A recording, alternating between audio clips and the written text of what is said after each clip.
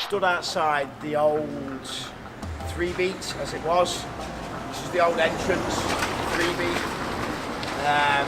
I always wanted to work at 3 Beat because 3 Beat was like the shop. It was one of the biggest shops in Europe. One of the first people to send records out. When I lived in Skegness, it was like there was no record shops there. I used to travel to Nottingham or to Grimsby. I think there was a shop in Grimsby called Industria. Before I knew about 3 Beat, I suppose more than anything, I was DJing. I started DJing at the age of about 14, and I used to play in a kids' room. And I was playing just to kids, all sorts of whatever it was, just to get out and play records. They weren't necessarily the records I was into. It was just playing records was just great. I just loved holding them from the first record I ever bought. And I started DJing. I actually got my first job DJing in a club from doing the kids' room, which is quite ironic. And then I eventually moved to Liverpool, and this is where it all started really. I mean, I come from a musical background anyway. I mean, my dad was a jazz musician, later moved into entertainment, but my dad was a session musician for the likes of Joe Cocker, Nancy Wilson. I had the first leg of my journey when I was playing for the Pleasure Dome, and I met all them guys. I mean, I was DJing, 16 years old, I was DJing some of the greatest DJs in the world. I was starting, warming up for them the first 2 or 3 hours and then finishing up. My mum used to drop me off. Used to pick me up and drop me off from the club. He used to finish at like 5, 6 in the morning and just pick me up. So I remember this hallway here. I used to walk into the shop here now. Spaces, if you like, on the wall, these silver plaques. They were everywhere. All the record labels. It was all the way down. And it was exciting when I first walked down there. And first went to 3 Beat was amazing. I mean, on Saturday afternoon, it was in the cream heyday. You'd have people like, Paul Oakenfold, Seth Fontaine, Roger Sanchez, all coming in and all stood at the counter queuing like everyone else. And it was coming from Skegness, exciting. So then to end up working for one of in my eyes, the best record shops in the world was really exciting. This is the famous 3B door. I mean, we've had everyone playing here. Carl Cox. What else we got? It's hard to read some of the. There's Danny Krillett, Nick Warren, Derek insisted on using his thumbprint. He coloured his. That's just Derek, isn't it? He didn't want to use the same colour as anyone else. Crazy P, Youssef, obviously local boy. I played with Youssef years ago actually. In Skegness, funnily enough, when Youssef's career just started, we all played together. And then, I mean, you've got everyone. Fortet. Great friend of the shop, great friend of vinyl. This as well, these t-shirts were designed by Wasted Heroes, local designer. Everyone wears these t-shirts, pictures up there. DJ Pierre, Sasha, Carl Cox. It's great, bit of Liverpool, But I mean, Record Store Day for me came at a really like pivotal and important time when it was needed really, I think. And especially I think essentially when we moved in here, I mean, I think I was saying earlier, I mean, you couldn't give a record shop away, no one wants to be in here. The times have been hard, it was lost, and then it came back. Record Store Day brought it back with that, so this is the new shop. We started to renovate things, we put the mezzanine in, we put a little coffee shop up here, and we've got other plans which I don't want to speak about yet, but this is it. So this became our home really, essentially, and started going through some changes. That's some great installs in there, some great people, and Carl Cox being behind there and playing, and it's just going off in here. Got lighting everywhere and stuff. And I want to turn it into a little bit of a club vibe really, and give people that feeling of, this is where it was. This is how it all started with record shops and music, and as I was saying earlier, with the old shop, and that's why you did everything. Everyone conversed, everyone got together, and it was all about that. I mean, I ended up being on radio for 8 years, playing music that people didn't really understand, late at night, and by the time I finished, I had 30,000 listeners. 30,000 listeners as a record shop owner, as a DJ, as a producer, is to push things forward and to. When you sit in a bubble, you can't do that. This here is where you can. We had some good times here at Record Store Day. I mean, it started, the queue was a few people, then a few more, and a few more, and a few more, and a few more. We were always known as a dance music shop. That was how we were coined, as a dance music shop, and essentially I wanted to not get away from that, because that's you know, it's part of who I am, you know. I go out and play house music, I do play. But there's also to know where you're going from, you've got to know where you've come from. And Record Store Day gave me that opportunity. It did what it said it needed to do on the tin, you know, because I could then start stocking on soul, you know, my roots lie in soul, jazz, funk, disco. Record Store enabled me to bring people through the door that wouldn't normally come in this shop, ever. And it enabled me to buy records, reissues of records that you couldn't get, and you know, the excitement was back for me again. It gets me excited thinking about it. After the first couple of years of doing it, I just thought, this is brilliant. I thought this is it. This is gonna do it. This is really exciting. So started to put a lot into it every year, and I probably spent 3 or 4 months of my year working on Record Store Day and making it good for everybody, and making it exciting, and try and get as much stock as we could in to basically be a destination store over the big boys. We were one of the big boys once, but you know, at this point we weren't, or at this point we're not. So it was good. But then, you know, times are hard, you know, and then like anything, the walls start to close in, and things sort of lose their perspective, and they lose what they're all about.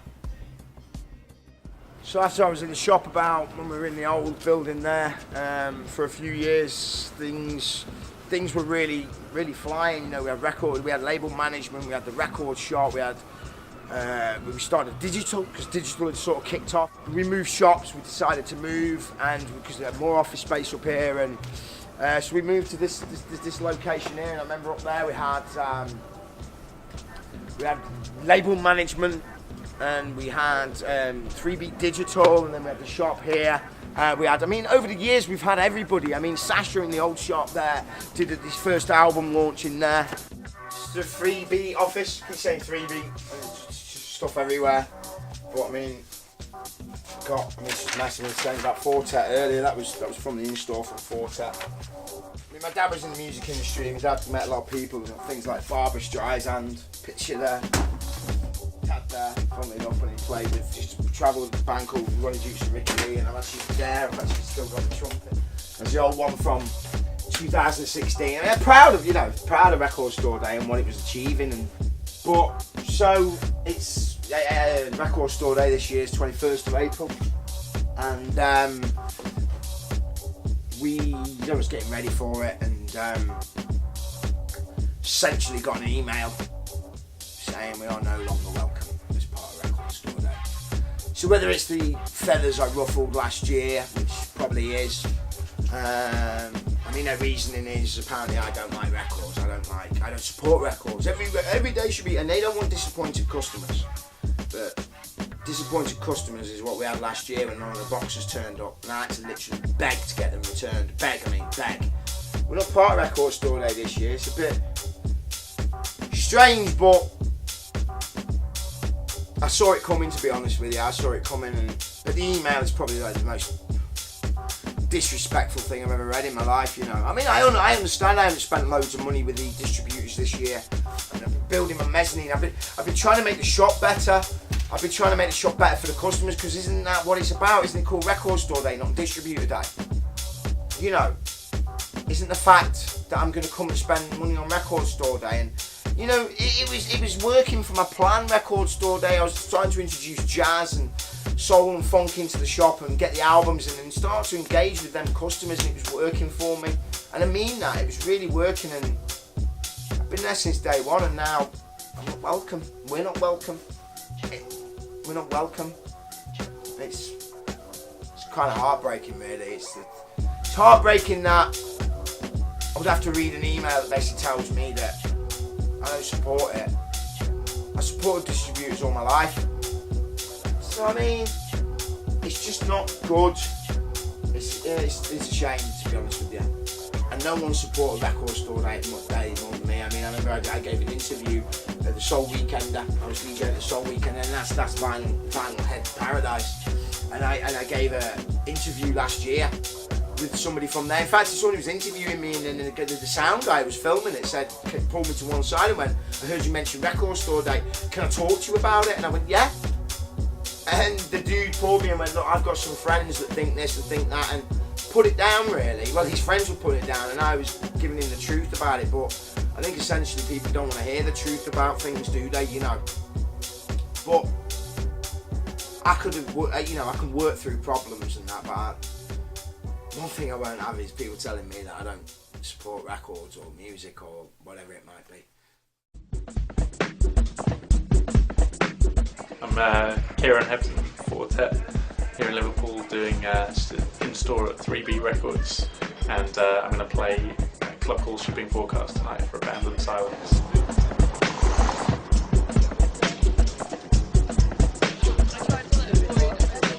Yeah, it's just wicked, like people can come by after work or college or whatever and just check out a bit of music, and I think it inspires people to remember about buying records direct in a record shop, you know, just becoming like a rarer sort of thing. And I grew up coming to record shops exactly like this one, and you know, going after school or whatever and listening to like new records that were coming out. And that's how I was kind of learning about music. It's how I got my first record deal in a record shop, just like this. I got everything started for me in record shops, and so really believe in them. People often say to me like, oh, you know, I want to start doing music, what should I do? And I'm always like, go hang out in a record shop. You know, that's where people who care about music probably are going to be. You know, don't just randomly send a CD to like a record label or something. Go play it to people in a shop or something. They'll actually give it a listen, and you'll meet people in the shop that are in the same situation and stuff like that. So yeah, something like this is a really, really good thing. You know? Seeing a record shop packed out at like 7 o'clock at night and people buying a lot of records as well, it's all cool. So last year, I think was the first telltale signs for me that things weren't, well, people might have thought it was, but for me I felt it wasn't. It's getting a little bit difficult. It's getting, you know, the rules and regulations to it were getting a bit unrealistic. And I care about the shop, care about the customers. I mean, I really do. I want to do good for them, and I want to. So I take it seriously. I throw myself into this record store day, and it wasn't all about one day. It never has been about one day for me.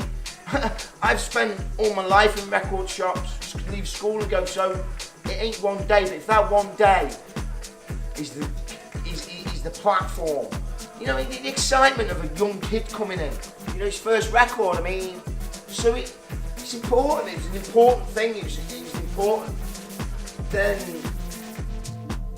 the year before last, it was becoming like difficult to actually buy the records that I wanted to sell.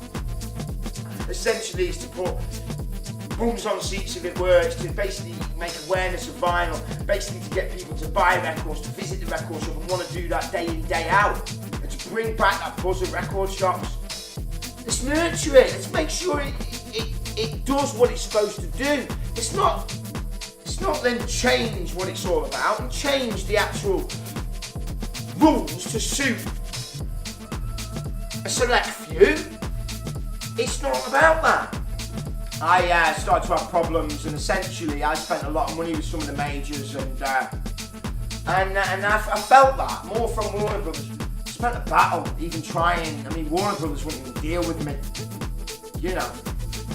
And I like I said before, I worked with EMI, I've worked with everyone. I remember in the old 3B, getting a box like that of records. And it might be like, I remember Root Box, for instance, by Robbie Williams. Bang, stamps, Root Box. No one knew what it was, but it was all house mixes and that. Now, for the major labels to sell that to people, they needed us, because we were the top of the tree in dance music census. So what they want to do is, they want to change the profile of an artist. Who do they need? Us. Because that's how important we were. We were what they called taste makers. And so, if anything, and I think I've supported the majors over the years a lot. I'm passionate about what I do. You don't want me on your case, because I'm not going to just go, hang on a minute. Yes sir, no sir, thank you very much sir. I won't do that. Why would I? I've been in this business all my life. So last year, those boxes that didn't turn up from two major labels, killed it. I mean, we had customers upset, angry, the whole thing, and I remember being stood on here, passing down records and seeing this guy, there's a little kid here trying to buy a Beatles record, and I'll never forget it. Some guy snatching it out of his hand. Snatching it out of his hand because there wasn't enough copies of it to go round.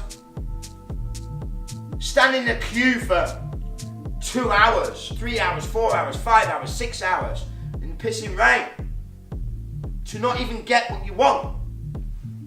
So the fight went on last year between me and the majors and between Record Store Day themselves.